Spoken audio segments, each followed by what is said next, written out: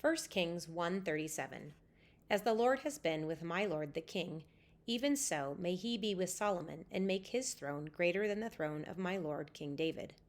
At the end of King David's life, which is depicted in 1 Kings, David transitioned his power to Solomon, but it didn't come without conflict. Before Solomon was anointed king over Israel, Adonijah, one of David's other sons, gathered a following and assumed kingship.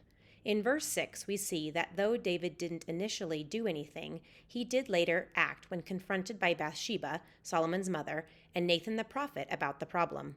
When they came to David, he responded in order to fulfill the promise he had once made to Bathsheba, that Solomon would rule as king after him.